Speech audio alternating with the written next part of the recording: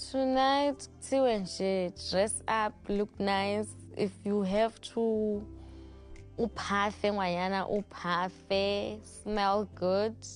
Ungazi ukuthi phela mana nqa. Zokuthi wena wayiqeda le mali. Imali yami. Wenzani manje?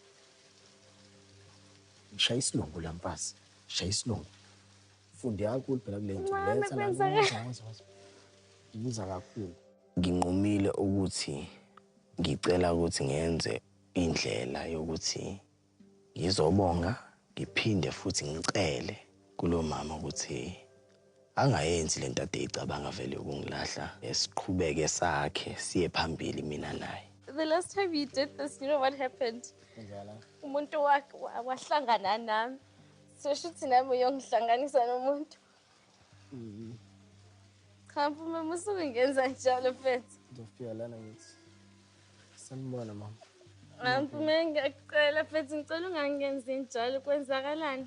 Ubonile ukuthi ngike ngaba nenkingana ngahlushwa namazinyo. Awukwazi ukuthi ukathi ngibe muhle bese wenza lento yenzayo. Did I dress up and look nice to come and meet someone? Like, musima no waya thamika kanahle.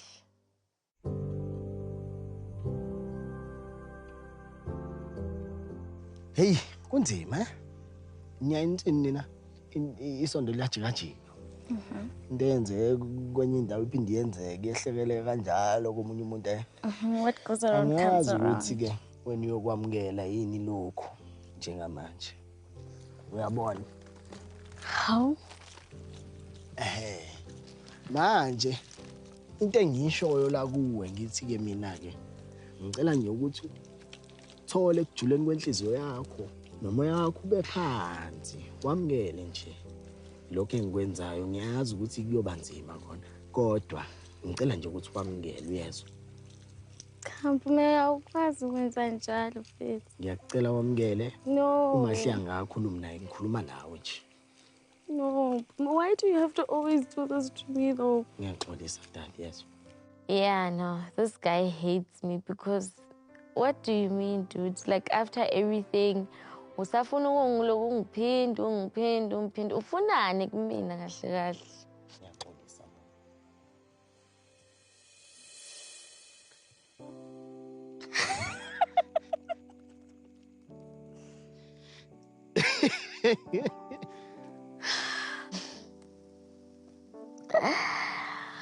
Hi.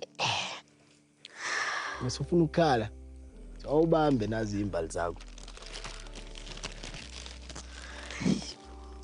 I've never been this speechless in my entire life.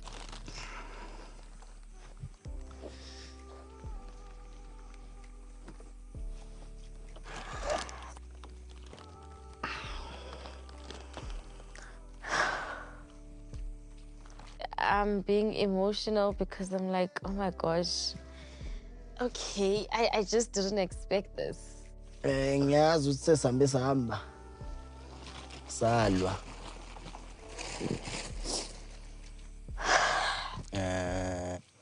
Uningi vele phela sesibhekene nakho sadlula kubo. Umuntu uthe mayizizwe indaba ezinhle zokuthi ngathi ekhaya bahambisana nathi manje.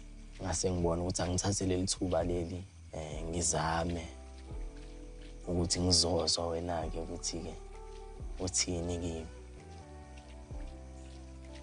Ngakho konke lokho isicelo sami nasi la. Sibhalwe phansi ngesilungu. Mina mengisisho ngithi uyangifaka noma uyangikhipha. Ngikufaka phi ngikukhipha phi?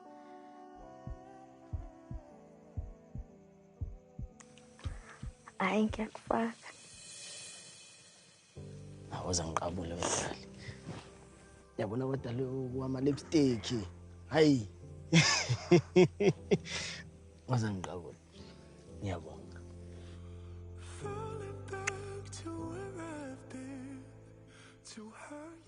Hayi ngiyabonga kakhulu mama. Ake ngithi ke ngiyathemba ukuthi ke lokhu kuyakuvezela ke lento hlelo yesho ukuthi angikuthandi into engekho le.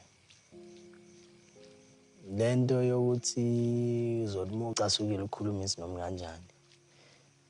Kusukela namhlanje siyayiyeka. Uyezwa? Umuntu wesilisa kuhlukile indaba yothando. Umuntu wesilisa into ayifunayo yena usuke efuna nje inhlonipho. Noma ngathi ungumthandi umuntu wesilisa.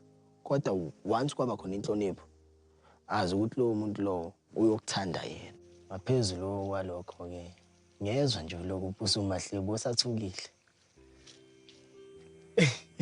Ngizothini phela ukuthi ujwayele ukwenza leyo nto. Ukuthi ufaka abanye abantu njalo. No, njengamanje ngifaka abantu ngiyakha. Ake ngithi mina umuzi wakithi efanele usukume ume manje ngani nobabili.